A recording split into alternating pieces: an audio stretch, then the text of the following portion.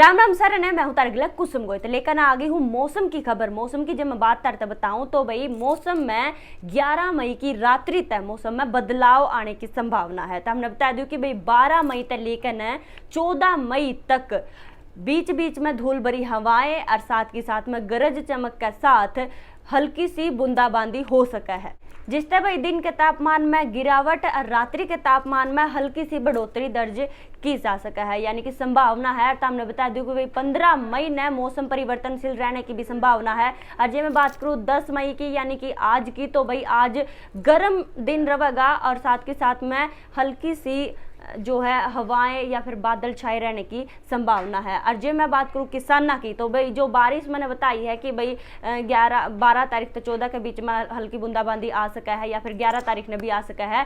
तो किसाना ने जिन किसाना ने कपास की फसल बोनी है तो उन्होंने फायदा है, जो बो चुके हैं या 1-2 दिन हुए हैं जिन्होंने बोए उन्होंने नुकसान हो सके से इस बारिश से। इसके अगले अगले तो हमने बता दूं कि भाई अगले 3-4 घंटे में भिवानी, महेंद्रगढ़, रेवाड़ी, मेवात, गुरुग्राम, फरीदाबाद और पलवल और इसके आसपास के जितने भी क्षेत्र है ओड़े हल्की सी बूंदाबांदी और हवाएं गिल्ला गर्ज चमक के साथ थोड़ी बहुत बूंदाबांदी की भी आशंका जताई जा रही है, यानी कि यार बूंद बारिश आ सके से जो मैंने जिला के नाम लिए उनमें और इनके आसपास के क्षेत्र में भी। हिसार की बात करूं तो मैं हिसार का दिन का तापमान रविवार को 40 से बढ़कर 41 डिग्री सेल्सियस पर पहुंच गया है और न्यूनतम तापमान सामान्यतः 3 डिग्री घटकर 21.7 डिग्री सेल्सियस दर्ज किया गया है। तो भाई ये थी हरियाणा की मौसम की खबर।